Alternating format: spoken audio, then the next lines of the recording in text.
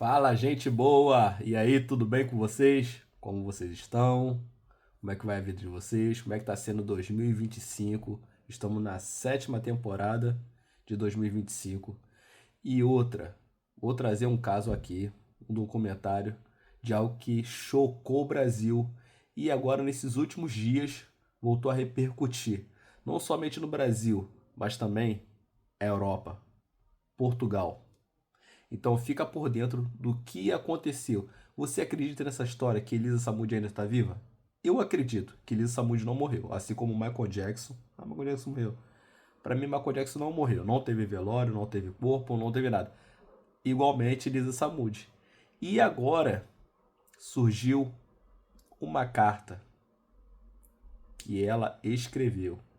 Dizem que ela escreveu e chegou na mão de Léo Dias. Preste atenção nesse vídeo, assista até o final e não deixe de deixar o seu joinha, o seu like e o seu comentário. Se for possível, compartilhe para que esse canal continue crescendo. Bora pro vídeo. Na manhã de hoje, o país inteiro foi abalado por uma revelação sem precedentes feita pelo jornalista Léo Dias. Conhecido por estar à frente dos maiores escândalos e furos de reportagem envolvendo o mundo dos famosos, Léo divulgou o que ele próprio chamou de a carta mais chocante da história do Brasil. O conteúdo do documento, escrito à mão e assinado por ninguém menos que Elisa Samúdio, comprovaria que a jovem jamais morreu, contrariando toda a versão oficial sustentada desde 2010. Ainda mais surpreendente é a última linha da carta: "Estou segura. Moro em Portugal há mais de uma década." A carta teria sido recebida há algumas semanas, mas Léo optou por investigar sua autenticidade com cautela antes de tornar o conteúdo público. O material chegou a ele em um envelope pardo, sem remetente, enviado para a sede do jornal onde ele colabora, acompanhado de uma foto recente da suposta Elisa, sentada em frente a uma casa simples com placas em português europeu. O endereço da correspondência estava com carimbo de Lisboa, capital de Portugal. A caligrafia na carta chamou a atenção dos peritos. Análises iniciais indicam altíssimo grau de compatibilidade com a escrita original de Elisa, presente em documentos antigos e cartas trocadas com amigos antes do desaparecimento. O laudo foi entregue por um renomado perito forense brasileiro que confirmou: "Não tenho dúvidas, esta carta foi escrita por Elisa Samúdio." A carta contém trechos extremamente emocionantes e perturbadores. Elisa descreve os momentos em que foi obrigada a fugir do Brasil, os medos que enfrentou e a solidão que teve que suportar por todos esses anos. Ela afirma que sua morte foi forjada para protegê-la de um esquema muito maior, que envolveria nomes poderosos do mundo esportivo, empresarial e até político. No texto, Elisa diz que recebeu a proposta de desaparecer de uma figura influente, que lhe prometeu uma nova vida fora do país em troca de silêncio. A proposta teria sido feita dias antes de sua suposta morte. Ela teria sido levada de carro até o Paraguai, com a ajuda de agentes não identificados, e depois embarcado em um voo clandestino rumo à Europa. Instalada inicialmente em um vilarejo português com identidade falsa, Elisa teria vivido sob proteção de pessoas que conheciam a verdadeira história e se comprometeram a mantê-la viva, longe dos holofotes. Segundo ela, foi um exílio forçado, uma prisão disfarçada de liberdade. Em sua nova vida, passou a se chamar Helena Duarte e trabalhou por anos como cuidadora de idosos. O trecho mais marcante da carta emociona: "Meu filho cresceu achando que fui assassinada. Isso é o que mais me dói. Cada dia que passei longe dele foi como morrer de novo. Mas eu precisava continuar viva para protegê-lo." A frase ecoou com força nas redes sociais assim que foi divulgada por Léo Dias. O jornalista, ao ler a carta em seu programa ao vivo, não conseguiu conter a emoção. "Eu li cada linha com o coração apertado. Isso não é só uma notícia. É uma vida pedindo para ser ouvida. É um pedido desesperado por justiça", declarou. Léo também divulgou um áudio que teria sido enviado por Elisa através de um número internacional. Na gravação, ela confirma que está viva e diz que tem medo de voltar ao Brasil por conta de tudo que sabe e das pessoas que ainda estão soltas. "Eles prometeram me matar se eu falasse. Eu só confiei em você, Léo, porque vi que você tem coragem", diz ela na mensagem. A repercussão foi imediata. O Ministério da Justiça afirmou que vai abrir uma investigação de urgência e que, caso a veracidade da carta e do áudio seja comprovada, o processo contra Bruno Fernandes poderá ser revisado.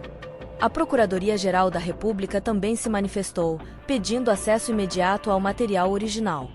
A defesa de Bruno, que sempre alegou inconsistências no processo, afirmou que esta pode ser a maior reviravolta jurídica do século. O advogado dele já se pronunciou dizendo que pretende solicitar anulação da sentença e abertura de uma nova apuração, agora com base nas informações de Elisa. O caso também abalou profundamente a opinião pública. Milhares de pessoas passaram anos clamando por justiça, acreditando que Elisa havia sido brutalmente assassinada.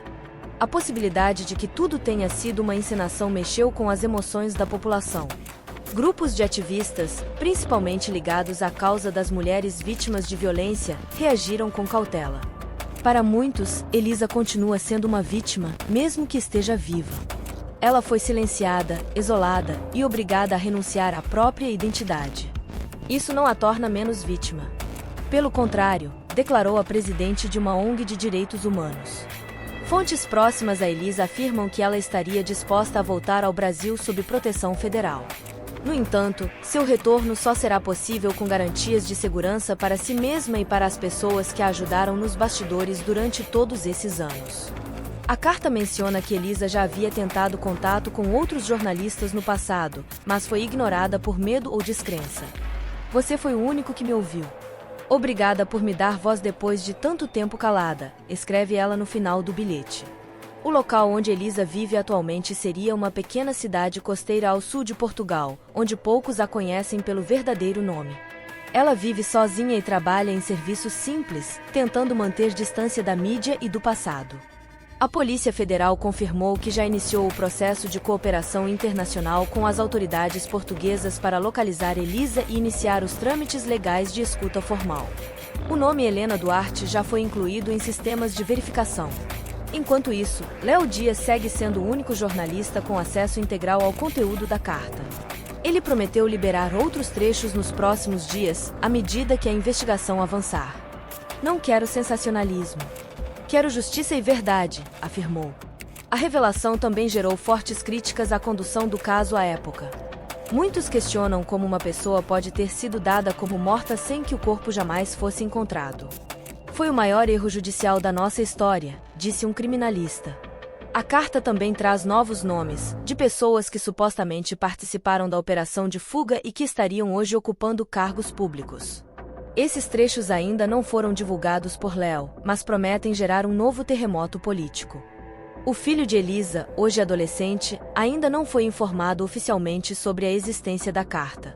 Segundo fontes próximas à família, psicólogos e assistentes sociais estão sendo mobilizados para preparar a revelação de forma segura e controlada. Há rumores de que Elisa já teria enviado uma nova carta, desta vez diretamente às autoridades brasileiras, com mais detalhes sobre sua fuga e permanência na Europa. Essa correspondência ainda não foi confirmada oficialmente. O impacto social e jurídico do caso é incalculável. A possibilidade de que a verdade tenha sido manipulada por tanto tempo levanta dúvidas sobre outros processos semelhantes e reacende o debate sobre a fragilidade das investigações criminais no Brasil. O Congresso Nacional já articula a criação de uma comissão especial para reavaliar o caso, investigar omissões e, se necessário, punir os responsáveis por qualquer tentativa de acobertamento institucional.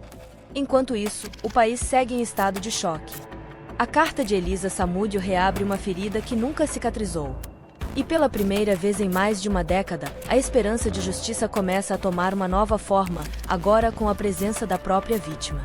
O que antes era tratado como um dos crimes mais brutais do país, agora pode se revelar como uma das maiores farsas judiciais da história.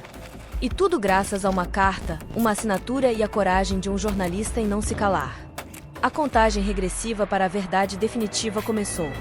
O Brasil aguarda, com o coração apertado, o próximo passo de Elisa Samúdio. E, talvez, o recomeço de uma história que todos pensavam que havia terminado. A possibilidade de Elisa Samúdio estar viva em território europeu reacendeu também um antigo debate sobre o sistema de proteção às testemunhas no Brasil.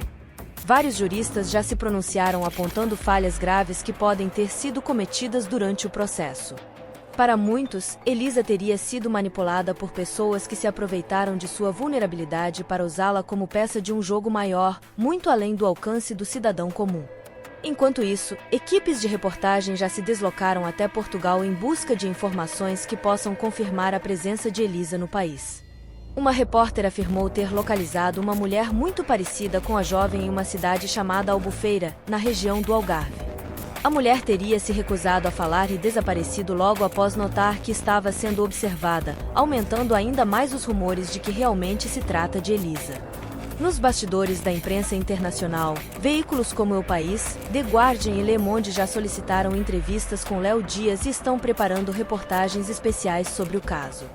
A história de Elisa ganhou contornos de conspiração internacional, algo jamais visto em casos semelhantes envolvendo celebridades no Brasil.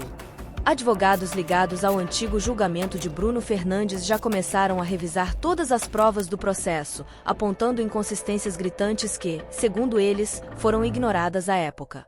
Um deles declarou que se a Elisa estiver viva, como tudo indica, todo o sistema judicial brasileiro será colocado sob escrutínio internacional. A carta também cita que Elisa chegou a escrever diários durante os anos em que ficou escondida, relatando em detalhes sua rotina, seus sentimentos e os bastidores de sua fuga. Esses cadernos estariam guardados com uma amiga portuguesa, que agora estaria em contato com os advogados de Léo Dias para negociar a entrega do material às autoridades.